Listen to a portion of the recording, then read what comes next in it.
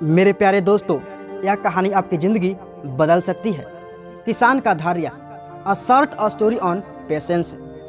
कई बार हम बहुत ज़्यादा ही अपनी लाइफ को लेकर परेशान हो जाते हैं। जैसे ही कुछ बुरा हुआ तो हम उदास, और जैसे ही कुछ अच्छा हुआ तो हम खुश हो जाते हैं। हमारे विचार बहुत जल्द ही बदल जाते हैं। हम यह नहीं सोचते हैं कि जो कुछ घटित हुआ है वह हमारे लिए अच्छा है या बुरा।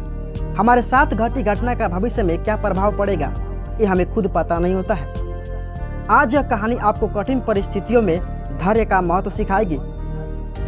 एक समय की बात है, एक किसान था जिसके पास एक घोड़ा था।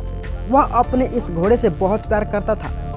उसे अपने घोड़े पर बहुत गर्व था, जो किसान की कमाई का जरिया भी था।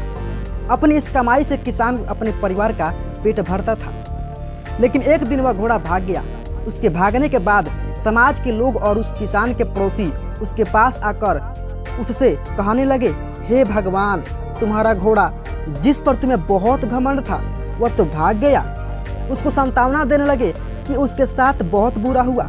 लेकिन किसान ने उसका जवाब बहुत ही सहजता से देते हुए कहा, हाँ, बहुत बुरा हुआ। फिर अगले दिन घोड़ा वापस आ गया। लेकिन सिर्फ घोड़ा वापस नहीं आया, बल्कि वह अपने साथ 3 जंगली घोड़े भी लाया। फिर उसके पड़ोसी उसके पास दौड़ते हुए आए और उस किसान से कहने लगे, आपका घोड़ा आ गया और अपने साथ 3 घोड़े लाया है। यह तो बहुत अच्छी बात है, आपकी किस्मत तो बहुत अच्छी है। किसान बहुत खुश हुआ, उनकी तरफ देखा, फिर उसका जवाब बहुत ही साधारण रूप से दिया और कहा, हाँ शायद। कुछ दिनों बाद किसान का बेटा उसी जंगली घोड़े में से किसी एक को काम के लिए उपयोगी बनाने की ट्राई कर रहा था। लेकिन इसी ट्राई के दौरान घोड़े ने उसे जमीन पर पटक दिया और उसका पैर बुरी तरह से टूट गया। उसके पड़ोसी उससे कहने लगे, उस पागल घोड़े ने देखो तुम्हारे बेटे के साथ क्या किया, उसका पैर तोड़ दिया। यह तो बहुत बुरा हुआ। किसान दुखी हुआ और फिर से उसी तरह जवाब दिया और कहा, हाँ शायद मेरे बेटे के साथ बहुत गलत हुआ। अगले दिन सेना के कुछ जवान उस किसान के घर आते हैं, जो जंग छिड़ने के कारण नए जवानों की भर्ती कर रहे होते हैं। उसमें से एक जवान ने किसान के बेटे को देखा और बोला, इसका तो पैर टूटा हुआ है, हम इसे सेना में भर्ती नहीं कर सकते। और वे जवान गांव के सभी लड़कों को लेकर अपने साथ चले गए।